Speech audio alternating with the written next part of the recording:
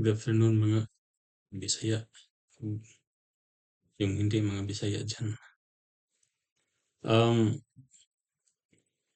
Matagal na 'to na video na plano ko na bigyan ng reaction although na-post ko na 'to pero i-clarify ko lang yung ano, kasi naging ano din yung ginawa ni Jaime regarding sa testing. I-clarify lang natin, bigyan ng reaction. So ipakita natin yung video, i-play ko muna tapos i-discuss natin. So ito yung video. Po ba ito? Ang tawag po dito ay concrete cylinder. Umiiyak po yung client ko dahil bagsak po yung konkreto niya. Oh no! Aray po. Ang nangyari po kasi, nabuhusan na yung bahay, wala pa silang testing ng konkreto. Ngayon, dahil tapos na, nabuhusan na, nagpa-inspect yung client sa akin, tinatanong ko sila kung gusto nila ng rebound hammer test or yung concrete coring test. Ngayon, ayaw nila. Ang ginawa namin, kung ano yung hinalo nila, paano sila naghalo dun sa unang binuhos nila. Tapos kumuha lang kami ng cylinder, pwedeng yung pipe, PVC pipe na 6 inch no, kung meron. Pero mas maganda yung metal na cylinder. May sukat lang po na 300 by 600 yon. Ipapatas nyo po yan sa concrete testing center na malapit sa inyo. Kukuha lang po kayo ng representative para mag-check kung tama yung test result, pakadayain. And yun na nga, at 7 days pa lang, bagsak na siya. Nasa 70 to 75% po ang konkreto kapag nasa 7 days na. Yan po ay design sa 28 days na 3,000 PSI na standard po sa atin sa mga bahay. Ngayon, wala tayong magagawa kung hindi i-retrofit or worst, i-demolish yung bahay nyo. Ganun po talaga. Kung gusto nyo po makasigurado, pwede po kayong tumawag sa akin or i-message nyo ako sa Facebook page para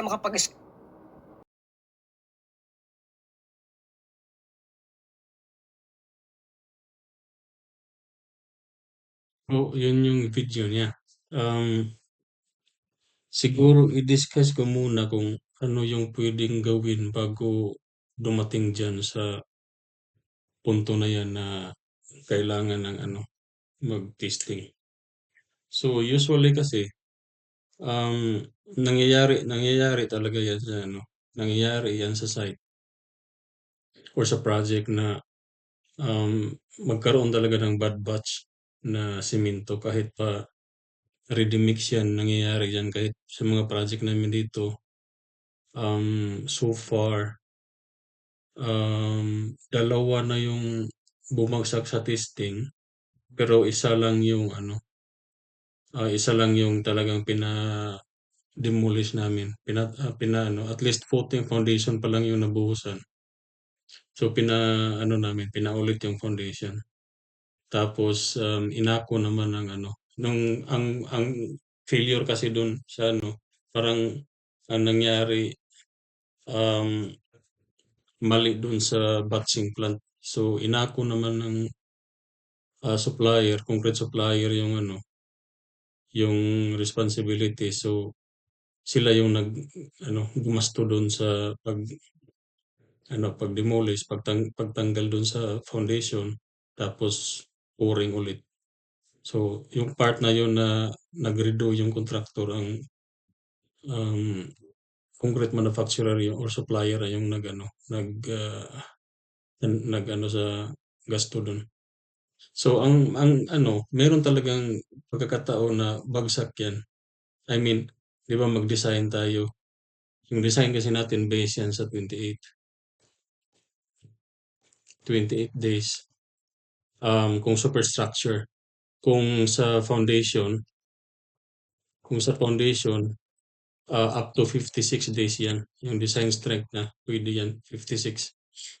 Ang ang common lang sa atin, ang naano lang kahit ako sa school, ang pag sinabing FC prime, yan, 28 days. Pero dito sa experience ko dito, pag foundation, 56 days yan. So ang rason diyan, hindi ko natanong yung diyan, yung court counsel kung bakit 56 days. Pero ang ang ko diyan, duda ko is dahil naman hindi naman kailangan ng full strength yung foundation mo kasi hindi pa naman yan loaded. Um, at say in 1 month hindi pa yun hindi pa yun ma-apply yung buong load. Tapos depende na rin sa type of construction, type of project. Minsan mag-ano ako, specify ako 56 days tapos meron ding mga foundation na ang ang ire-require ko is 28 pa rin, yung nakasanayan natin na strength. So, ano 'yan, puwede 'yan. Depende na sa project. From time to time nag-adjust ako either 28 or 56. So, gano'n 'yun. So, ang usually or at least sa practice dito meron kasi kaming laboratory, testing lab sa opisina. Ang ano nila is mag-ano sila, kuha ng sample, para i-break sa 7 days, mag-break sila sa 14 days, then mag-break sa, 28 days, and then, usually meron silang 2 spares, dalawang spare, so 5 na sample yung kukunin.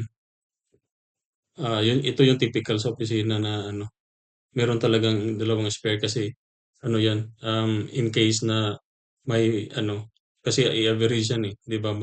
Yung final diyan is i-average sa tapos ang gawin lang is 'pag may bumagsak, mag-extend na naman.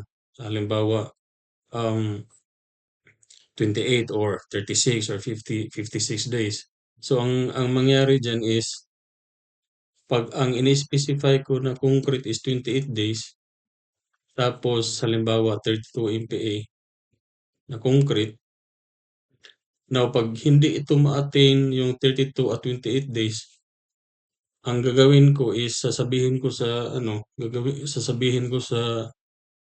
um, or first ang gagawin ko diyan is i-run mo yung number. 'Di ba siyempre may design ka, tapos nag-assume ka ng 32, hindi naman yan ano ba sa Tagalog yung onto?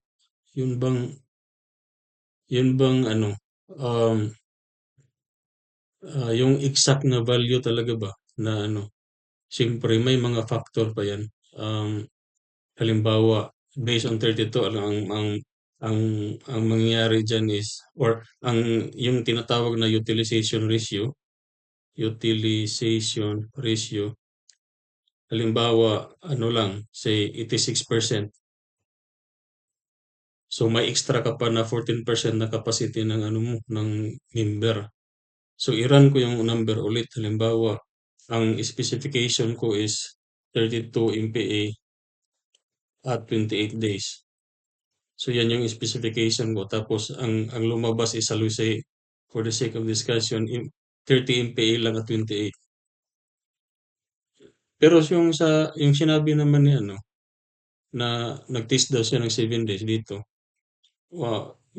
Meron talaga yan. Tapos yung 7 days, may indication na yan na ano, mag-report na yung taga laboratory, magsabi sa akin na ito yung 7 days, medyo delikado tayo kasi kulang kasi may expected yan na range ng capacity niya sa 7 days, 14 days meron yan. May graph yan. So halimbawa hindi makuha yung target, so mag-anticipate na kami, sasabihin niya, "Oh, parang kulang yata yung strength na concrete sa 7 days, medyo mahirapan." Minsan sabihin nila na parang imposible yan, aabot dun or ano. So ang gagawin ko first is run the calculation again. So redesign. So i-redesign mo yung member based na sa, halimbawa at 28 days, based na sa 30 MPa, halimbawa 30 MPa lang. So i-redesign ko yung i-run ko yung calculation ulit. Software lang naman yan, so madali lang. Yung mano-mano, yan yung problema kung mano-mano. Pero kung software, madali lang naman yan. Ay ibahin mo lang yung properties ng i-assign mo ng instead na 32 MPa, gawin mo 30.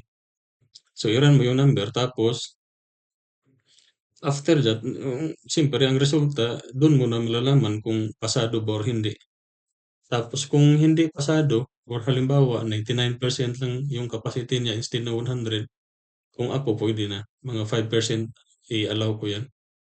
Pero ang ano, ang kung talagang bagsak siya, so doon na papasok yung ano, sasabihin namin na, "Oh, hintayin natin, try natin sa 56 days." Pero ang ano ko diyan, ang sasabihin ko, so ano, so ano, test at 56 days, minsan 36 lang, tapos 56, tapos sasabihin ko sa contractor na walang loading, 'wag niyong i-apply yung load habang naghihintay tayo diyan. Or kung gusto niyo bakbakin 'yan. So, 'yun yung dalawang option na binibigay namin. It's either bakbakin agad or hintayin yung 56 days walang i-apply na load para ano, kasi siyempre habang tumatagal yung concrete nagge-gain pa naman 'yan ng strength. So, although ang basis sa design natin is, like I said 28 yung sa atin, parang, talagang di pa ako nakarinig ng 56, dito lang ako nag-aano na mayroong mga 56 yung sa foundation. Yung 28 ginagamit lang sa superstructure. So, yun maghintay. As in maghintay talaga, walang ano, puwede naman mayroon naman silang gagawin na iba pero wala lang ano, hindi lang yung halimbawa i-continue yung kasi risky na, eh. Halimbawa sasabihin namin na, walang loading tapos depende na sa inyo kung itutuloy niyo yung buhos ng ano sa iba pang member, eh, kung magka-ano na hindi yan pasado, 'di doble ng gasto, 'di ba? So, mostly maghihintayan sila. So, hihintayin ng 56. So, yun yung ano, so yung after mo i-redesign, pag bagsak pa rin, hintay ka ng mas longer na ano, period. Tapos sabihin mo, wag mag-load or kung halimbawa sa atin, ang ano natin is nasa first floor ka pa, tapos sasabihin na ano, bagsak, o di hintayin niyo, wag muna kayong magbuhos dun sa upper structure para sigurado, para hindi doble. Kung sakali man i-demolish, konti lang yung, bakbakin mo kaysa naman tapos na yung second floor, 'di ba? May slab na, mahirap na yun. Mas madali kung kulong lang. Tapos footing sa ground floor, eh, pa ano mo lang yan, ipabuhat lang yan ng crane o wala na. Tapos porma ka ulit. So ito yung ano, 56 days testing ulit. 'Pag okey na, o di sige proceed. 'Pag hindi, yun na. Yun na papasok yung ano, testing. So dalawa ang procedure or ang ano diyan, ang type ng testing. Mayroong tinatawag na destructive at saka yung hindi non-destructive testing. So, yung sinabi ni Jaime na ano, yung isa, dito yung, concrete core, 'no, magbutas ka. Tapos yung isa, yung sabi niya is, rebound hammer test. So, yung rebound hammer test dito yun papasok sa ano, parang ano lang naman yan, yung parang ano, parang yung kung tools lang ba na ano i-ano mo sa concrete. Yan yung non-destructive. Tapos yung destructive, marami yang klase yung ano. Ito lang kasi ito yung sinabi ko kasi ito yung minention niya sa ano na dalawa daw yung option niya. Yung core, concrete coring or rebound hammer test. Yung concrete coring, yun yung destructive. Talagang magkuha ka ng sample.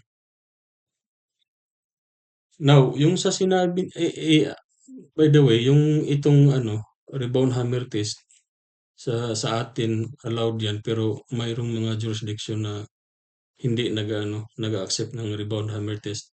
Kahit ako dito hindi kami nag-a-accept ng ano, ito talaga yung acceptable namin na ano, na testing, yung mag-drill ka dun. So, so regarding sa sinabi niya, ang ano kasi sabi niya, tapos na yung bahay, hindi na-testingan, tapos ano, um, nagpa-sample siya na pinaulit niya yung mix na di yung pa rin yung paano nila i-mix. So yun dito yung medyo ano, hindi ko masabi na mali siya kasi wala kasing guideline. Walang guideline na, um, yung bang guideline sa yung mag-replicate ka ng concrete mix para sa testing. Kasi sa testing naman, ang klaro naman sa code natin, sa guideline na yung testing, yung sampling. When you say sampling, doon mo kunin sa i-ano mo mismo, doon mo kunin sa, ano mo, yung buhos mo. Hindi puwede na hindi puwede na, um magpa-mix ka ulit tapos yun yung i-ano mo, kahit pa 'di ba sabi ko nga kahit dito, kahit pa sa planta yan galing, magkamali talaga yan. Tapos yung lalo na kung mano-mano yung masa kahit pa sabihin mo na ano, na anong tawag dito, kahit pa sabihin mo na, the same yung material, yung ratio the same, pero may human factor kasi yan 'no. Tapos consider mo pa yung, ah humidity, yung temperature. So, marami yang kailangan i-consider. So, klaro sa code na yung sample na kunin mo kaya nga tinawag na sampling sa ano, kasi dun mo kunin sa ibubuhos mo, hindi puwede yung ano. Pero yung ginawa niya di ko masabi na mali kasi nga wala in the absence of guideline ang mangyari diyan is engineering judgment yung i-ano mo. So, hindi siya mali pero very risky yung ginagawa niya. So kung ako lang, hindi ko iri-risk yung ano ko. Hindi ko itataya yung lisensya ko para lang magkano lang naman yung bayad niya, 'di ba? Tapos i pinaghirapan mo yung lisensya tapos gano'n lang, 'di ba? Risky risky talaga na ano, um, well at least yung sabi niya yung ano, yung resulta bagsak pa rin tapos ni-retrofit at least na ano na-save na rin siya dun na kasi ni-retrofit pa rin. Pero kung nagkataon na sinabi na bagsak dun sa ano tapos 'pag nagpa-mix siya ulit tapos dun kinuha tapos pasado tapos sasabihin niya, okey pirmahan niya kasi pasado na, yun yung mahirap. So, kung ako ang advice ko siguro sa iba, wag niyong gayahin yan kasi very risky yan. Eh, magkano lang namang bayad mo diyan tapos, 5 taon mo pinaghirapan yung lisensya mo, 'di ba? Nag-aral ka ng 5 taon tapos may exam pa. Tapos itataya mo lang sa ganyan na hindi naman yan established na standard yung ginagawa niya. Hindi ko masabing mali, pero yun nga, risky siya kasi di mo nga ma-replicate yung ano, na yung 100% yung ano, lalo na kung rebound hammer test yung gagamitin mo, na ano, kung halimbawa, wala din. At least yung core testing, pero yun nga, sabi ko at least bumagsak siya, retrofit daw yung sabi niya, o di na-save siya dun, pero kung ako, wag niyong gayahin yan, para very risky yan. So, yun lang naman yung ano mo, kung ako, sabihin ko talaga sa kliyente na core tayo, or kung acceptable sa atin 'tong rebound hammer test, o di mag-rebound hammer test. Yun lang naman, ang hindi ko ma-gets, bakit sinabi niya na binigyan niya daw ng option na core tapos rebound hammer. Ano namang risk ng rebound hammer kung ito yung gagamitin? Ewan ko lang kung hindi ko maintindihan, parang gawa-gawa lang yata niya siguro 'yan. Kasi 'di ba dalawa lang naman yung option binigyan niya, yung core. Siyempre minsan halimbawa kung column 'yan, medyo mahirap talaga 'yan kuhanan ng sample kasi lalo na 'pag maraming bakal. Kasi paano mo ano kasi usually diyan kami 'pag mag-testing kami dito magpa-core kami, ang ginagawa diyan is may scanning pa 'yan. Hanapin kung saan yung bakal, tapos iiwasan yun, dun ka mag-ano. Tapos sa part namin, i-identify pa namin yung pinaka-less stress na section ng member. Halimbawa, kung foundation wall yan, hanapin namin kung saan yung pinaka-less na ano, pinaka-less na um, area na pinaka-less yung stress. So, ito yung hindi ko naintindihan sa kanya, bakit sinabi niya na binigyan niya na ng option na core at saka ribbon hammer test tapos ayaw daw ng kliyente, nagpa-mix na lang. Magasto yung magpa-mix ka tapos mag-testing ka pa, yung ribbon hammer, ano lang naman yan, tools lang, parang gadget lang naman yan, ano, eh, hindi ko maintindihan, walang yung hindi ko ma-gets bakit na gano'n yung sitwasyon, parang gawa-gawa lang siguro niya yung problema na 'to. Ah, 'Di ba? Binigyan mo ng option, core drilling at saka ribbon hammer, ayaw ng core drilling. O 'di mag-ribbon hammer ka, bakit ayaw niya ng ribbon hammer na wala naman yang ano, 'di naman masisira yung building kasi ano yan, non-destructive yan, 'di ba? So, gawa-gawa lang siguro niya yung problema na 'to, hindi 'to totoo. Parang walang ano, doesn't make sense. Pero yun nga, like I said, 'pag mga ganyan hindi mo diretso ano, or well, it's up to you. I mean, ang sa akin lang is may paraan pa diyan para ma-determine muna bago ka dun sa ano, mag-testing, i-redesign mo muna. Meron ka namang record sa calculation mo, 'di palitan mo lang yung instead na 32, palitan mo ng 30, 'di yun lang. Or tapos hintayin, dito kasi kami like I said, meron kaming usually 2 spares 'no, dalawang reserba. Tapos 'pag mag-ano, 'pag bagsak o di at least meron pang dalawa.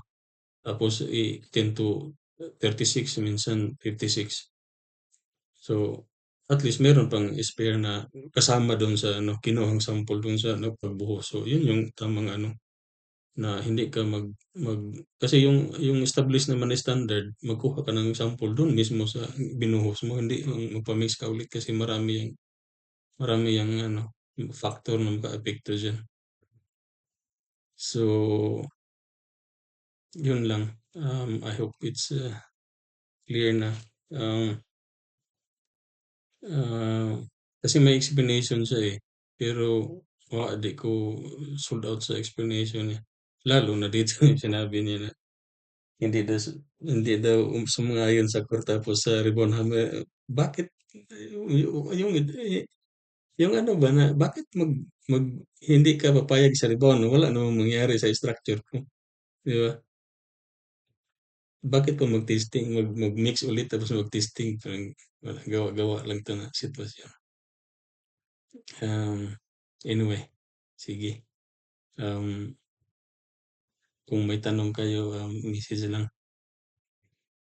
Bye-bye.